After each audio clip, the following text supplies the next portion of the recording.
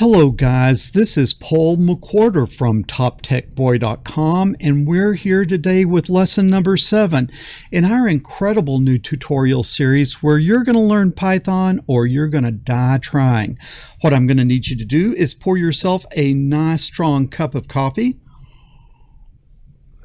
That would be strong black coffee, no sweeteners, no sugar, no cream, none needed. And I'm going to need you to fire up your Visual Studio Code and get ready to learn some cool new stuff. Now, as you're getting out your Visual Studio Code, as always, I want to give a shout out to you guys who are helping me out over at Patreon. It is your support and your encouragement that keeps this great content coming. You guys that are not helping out yet, look in the description down below. There is a link over to my Patreon account. Think about hopping on over there and hooking a brother up. But enough of this shameless self-promotion. Let's jump in and let's talk about what we're going to learn today. Now, by way of review, what we learned last week in the most excellent lesson number 6, you learned how to write if statements in Python. But those if statements had conditionals, and the conditionals were pretty simple, like if your number is less than 7, if your number is greater than 7, if your number is equal to 7. So it was sort of like the if statement was based on a conditional with one condition.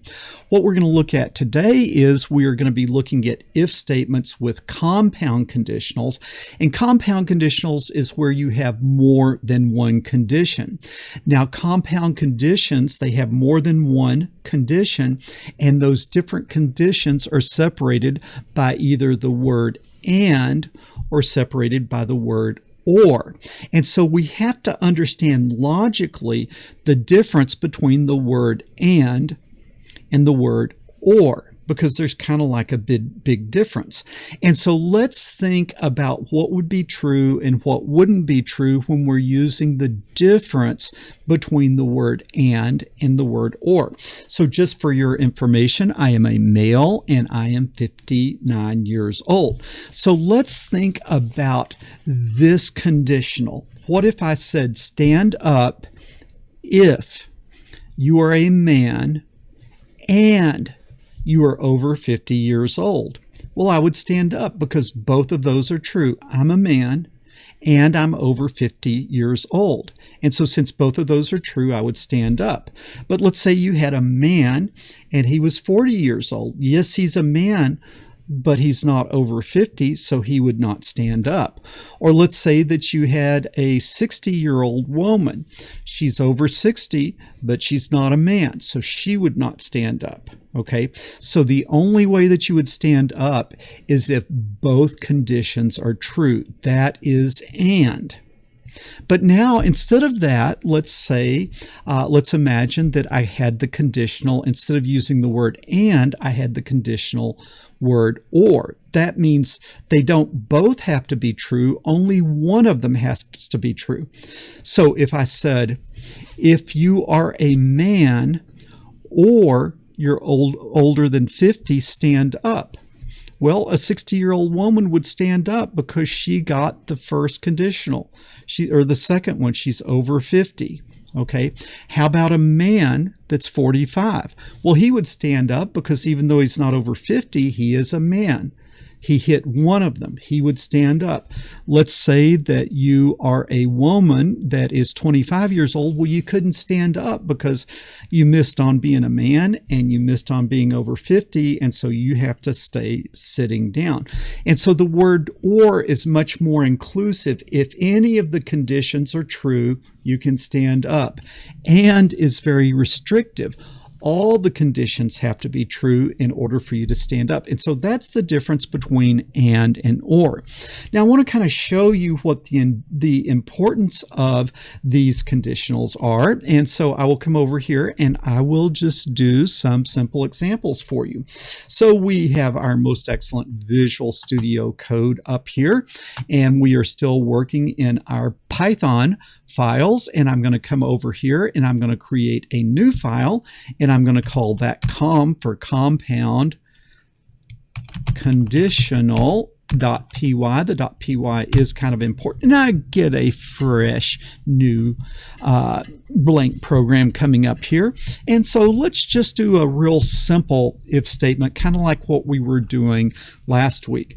So I'm just going to kind of show that I'm going to say my color is equal to input, and then I want the user to please, let's always be polite, let's always say please input your color, and then a colon and a space just so that it's nicely formatted. I should now have the color, and then I'm going to say if, and I'm going to say if my color equal, don't forget the double equal, if my color equal red, all right, if my color equal red, then what do?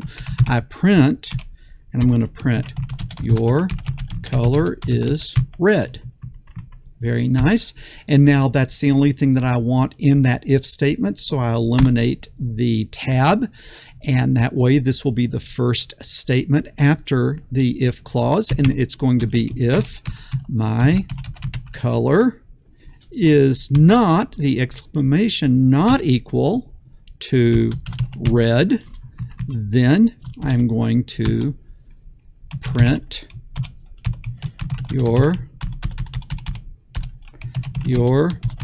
color is not red, like that. That looks pretty good. Let's see if we can run this thing and let's see what happens. Come up here. Okay, and then do you remember? You cannot quite see that, can you? Better do a little Windows management for you here. That looks pretty good.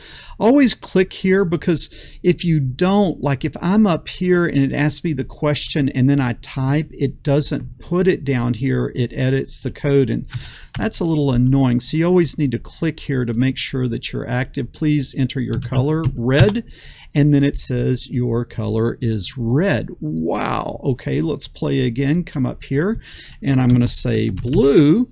And then when I say blue, it says, boom, your color is not red. All right, now that's what you knew last week. But now I want you to watch this, okay? So I come down here and I click. Now I want you to watch very, very carefully. All right, I'm going to say red. Okay, I'm going to say red. What's going to happen when I press enter? Leave a comment down below. What's going to happen when I press enter? It says your color is not red. Okay, somebody tell me what the problem is. I typed in red. I typed in red here, and then it came back and said your color is not red. The problem is the if statements are case sensitive, so little red is completely different than uppercase red. Uppercase R and lowercase r are two totally different characters. And so you see the program is doing what I told it to. It's not doing what I wanted it to. And the programs always do what you tell them to do. They don't do what you want them to do. And so really to make this work, what we need to do is we need to use a compound conditional. And so what I want is I want it to print red, not just for the case uppercase red, but what else? Also little case red. So what I could come up here and I could say, if my color is equal to capital red, and then or, and you've got to put it in again. You can't say equal again like that. You have to type in your variable again, or my color equal lowercase red. And we better, just for good measure, we might also put or my color equal, just in case somebody had caps locked on like that. Okay, if my color equal red, or my color equal red, or my color equal uppercase red, any of those conditions, Any one of those conditions will put me into this line of code. Now we got to kind of think through this here.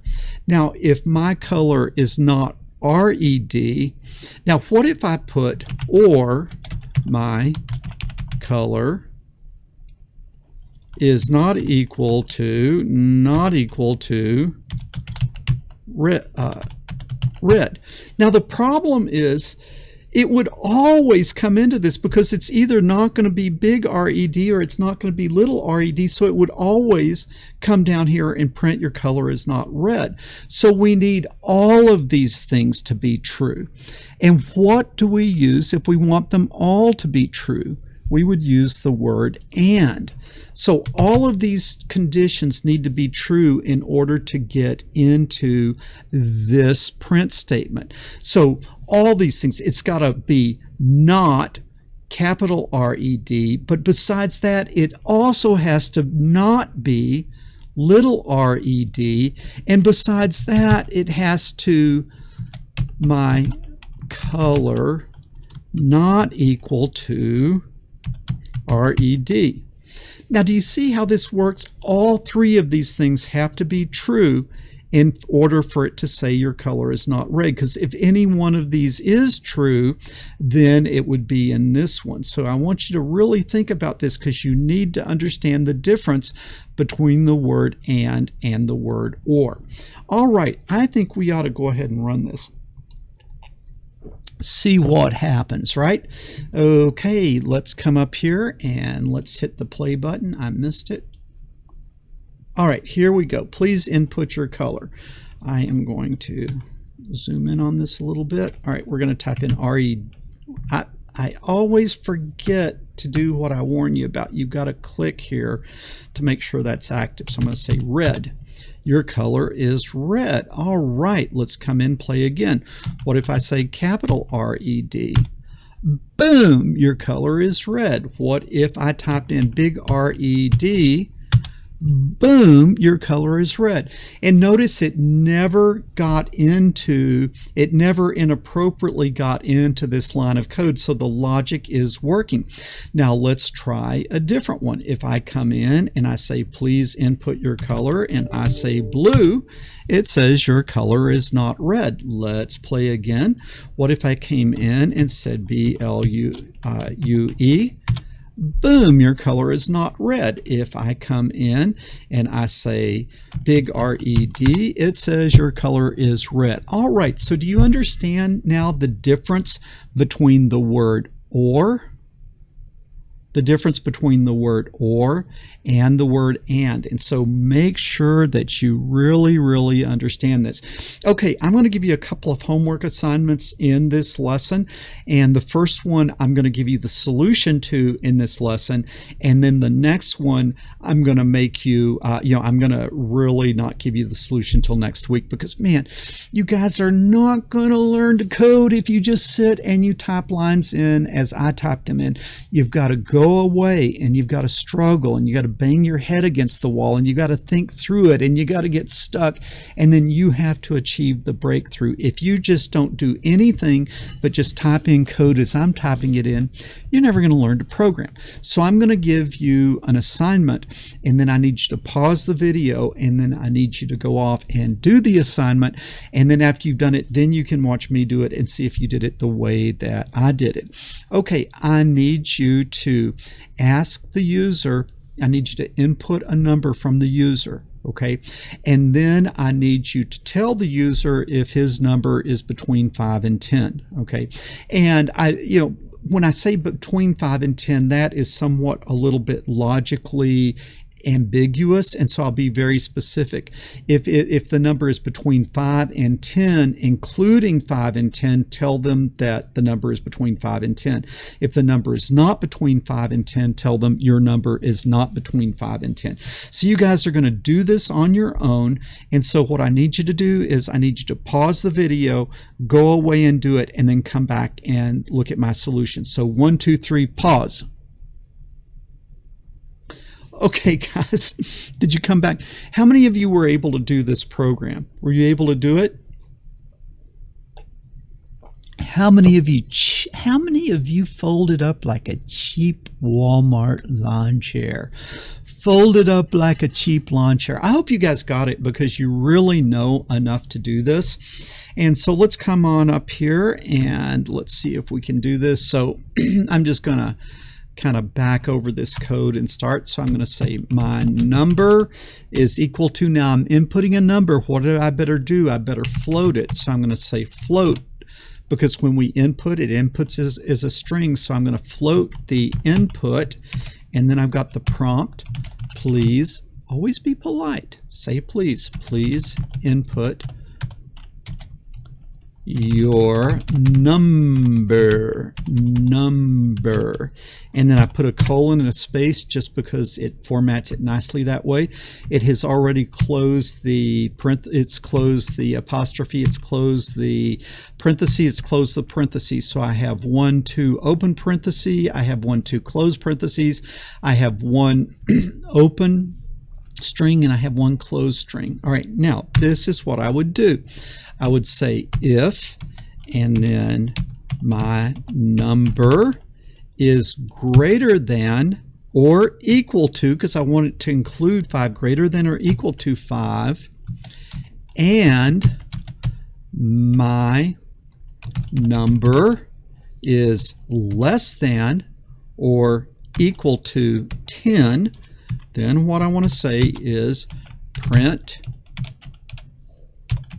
your number is between 5 and 10. In fact, I think I'm going to say congratulations, your number is between 5 and 10. Then what I'm going to do is I'm going to put a separate if statement. If my number is less than 5, if my number is less than 5, what is the word here? Or my number is greater than 10. Okay, now why did we use the word, oh man, I did something very bad there. I gotta kill this down here. Somehow I hit run, unknown how, don't know how. Man, hopefully that'll work. I kind of hit run down here without intending it, but hopefully it'll work. Okay, so why did we use the word or? Because you got to think, or let me go ahead and finish this out. I'll say print, sorry, your number is not between 5 and 10. All right, now we got to understand, why did I think it makes sense why we used and up here, because only if it's between 5 and 10 do you want to print this out, which means both of these have to be true. It needs to be both bigger than 5 and it needs to be less than 10. But then down here we had to switch to or. Why? Well, let's think of the number 4. The number 4, it's not between 5 and 10, so we need to say it's not between 5 and 10. That's all it's got to be, is just less than, it's all it's got to be is 4, and we want to print this out.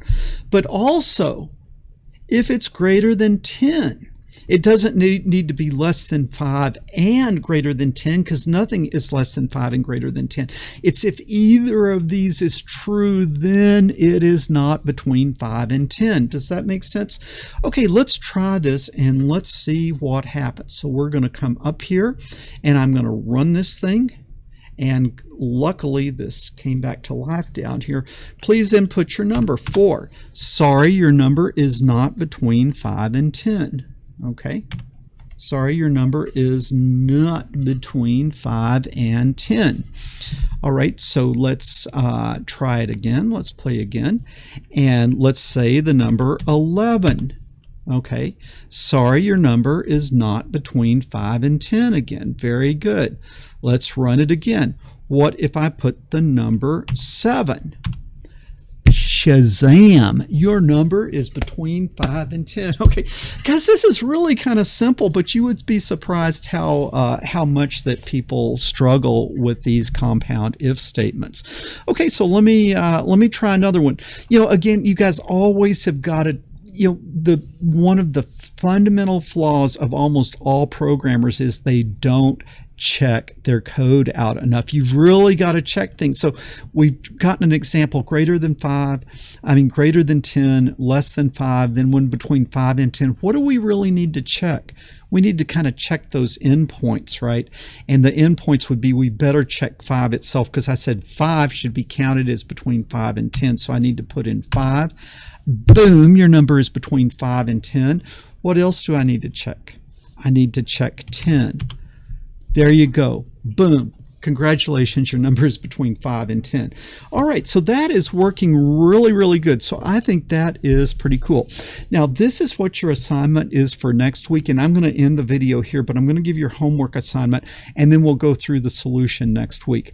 I want you to ask the user to input a number, and then when he inputs the number, I want you to tell him your number is positive and even, or your number is an even positive number, your number is an odd positive number, your number is an even negative number, your number is an even odd.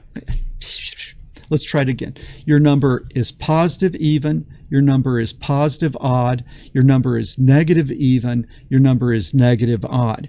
And then just because people could argue about whether 0 is a positive or a negative number, or people could argue that 0 is positive, negative, even, odd, we don't want to get into that. And so if the person enters 0, you don't want to get in that tar baby. You don't want to get in that controversy. So if the person puts in 0, you just say, your number is 0. Okay, you don't do any of that other nonsense. And so you've got 5 possibilities: positive even, positive odd, negative even, negative odd, or 0. And that is your assignment for next week. Guys, I hope you're enjoying this. I really have a lot of fun with Python. I really love Visual Studio Code. We are going to do some crazy, insane stuff in this lesson, but this is the series of lessons where no one gets left behind. We're building the foundations, we're building the fundamentals, and then we're going to go on to do some really cool stuff. We'll be hooking Python up to Arduino. Our Python program will be interacting with the real world, with the outside world through the Arduino. There's some really cool stuff coming, but we don't want anyone to jump into some complicated stuff before they have learned the fundamentals. So you guys do the homework and leave a comment down below whether you were able to do it on your own or not. If you like this video, give us a thumbs up. That really helps us with the old YouTube algorithm. If you haven't subscribed already, hit the subscribe button, and then make sure you ring that bell so you'll get notifications when our future lessons come out. And go ahead and share this with other people. Let's see if we can get more people writing code. Again, this is Paul McWhorter from TopTechBoy.com. I will talk to you guys later.